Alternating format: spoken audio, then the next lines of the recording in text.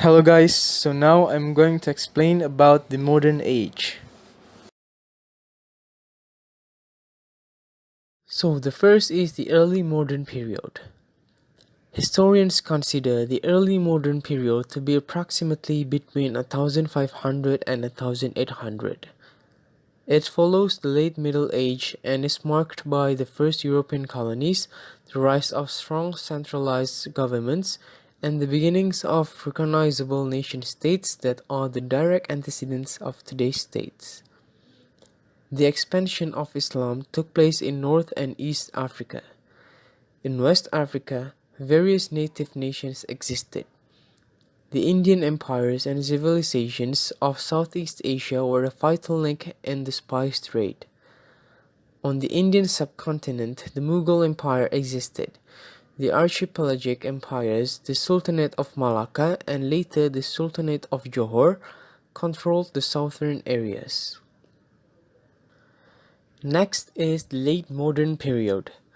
The European revolutions of 1848, known in some countries as the Spring of Nations or the Year of Revolution, were a series of political upheavals throughout the European continent.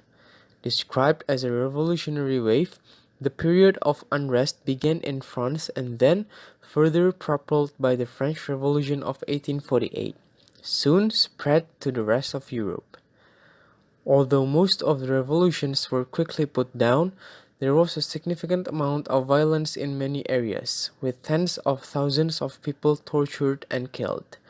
While the immediate political effects of revolutions were reversed, the long-term reverberations of the events were far-reaching. Next is the characteristics of modern age. There are four characteristics of modern age. Let's take a look at the first. The first one is anxiety and interrogation. It is called the age of anxiety and interrogation. Men and women showed an extraordinary enthusiasm for speculation, experiment, and reform. And the mood of persistent skepticism and interrogation has increased disproportionately for want of a new set of values. The second is art for life's sake. They rejected the doctrine of art for art's sake. They evolved the creed of art for life's sake, or at least for the sake of the community. And the poetry and prose of this period turned to a serious mood and had a definite purpose. Next is growing interest in the poor class and the working class.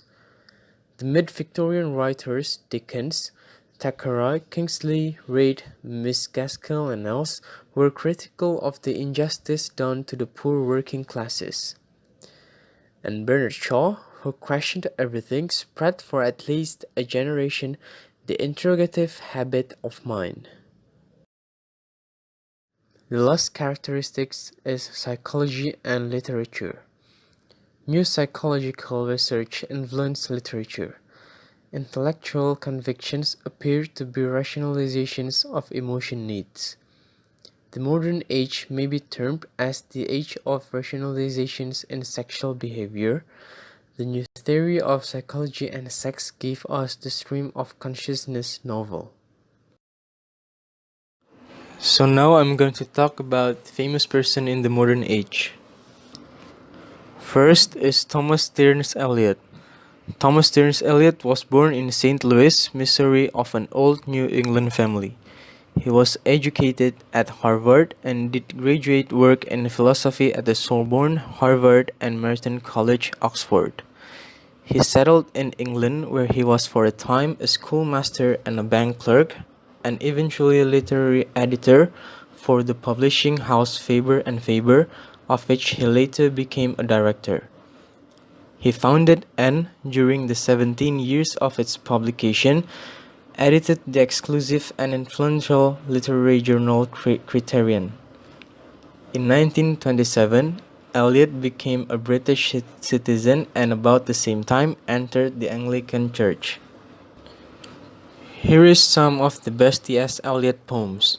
The first one is Marina, the second is The Love Song of J. Alfred Prufrock, the third is Macavity, the Mystery Cat, and the last is The Wasteland.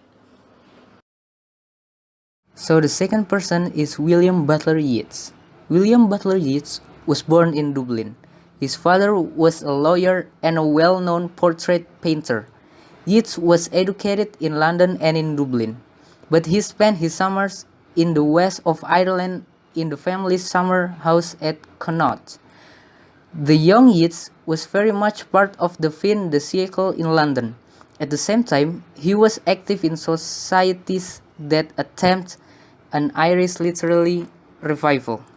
Here are 5 of the best poems by Yeats. First is Leda and the Sun, second is Death, third is The Second Coming, fourth is He Wished for the Clouds of Heaven, and the last is Long Leg Fly. So the last person is George Bernard Shaw.